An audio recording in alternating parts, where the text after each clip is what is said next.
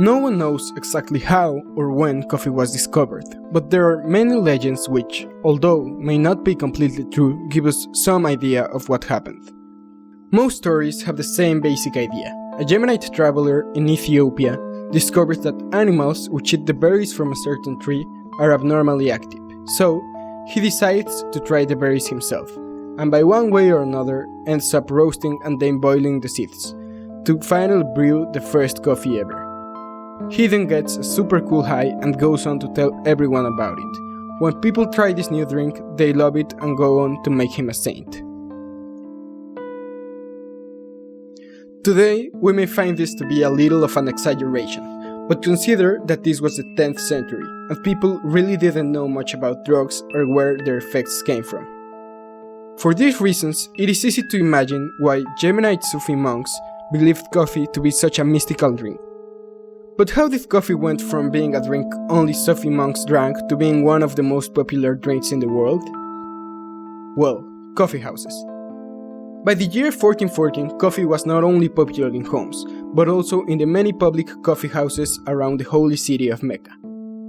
Not only did patrons drink coffee and engage in conversation, but they also listened to music, watched performers, and played chess in the coffee houses. And with thousands of pilgrims visiting the city of Mecca each year from all over the world, it wasn't long before coffee went viral. Soon, coffee houses started to appear in other big cities like Cairo and Aleppo, and then in Istanbul, which at the time was the capital of the Ottoman Empire. By the beginning of the 16th century, coffee was so popular that when the conservative Orthodox imams of Mecca tried to forbid it, the Ottoman Sultan Suleiman I overturned their prohibition and made consumption of coffee and coffee houses legal again.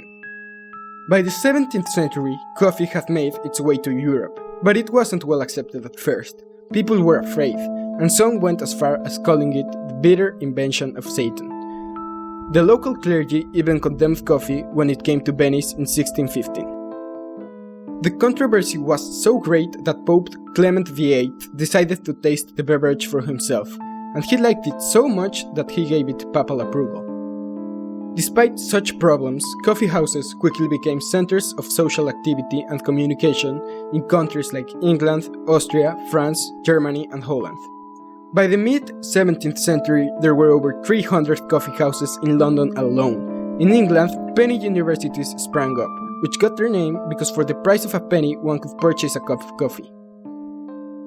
Soon, coffee began to replace the common breakfast drinks like beer and wine, which at the time were consumed even more than regular water. Not surprisingly, the quality and quantity of work greatly improved. It is also hard to ignore the fact that it was almost at the exact same time that coffee became popular in Europe that the Age of Enlightenment took place. It was also around this time when coffee was brought to New Amsterdam, later called New York by the British. But there was one major problem. Coffee was only being grown in Arabia, and the costs of importing it to America were incredibly high. So, in 1723, a French naval officer, Gabriel de Clew, obtained a seedling from the king's plant and managed to transport it safely to the small island of Martinique. This seedling is thought to be the parent of all coffee trees in America. In 1773, after the heavy tax on tea was imposed by King George III and the Tea Party was created, Americans decided that coffee was the way to go, and by the end of the 18th century, coffee became one of the world's most popular and profitable drinks.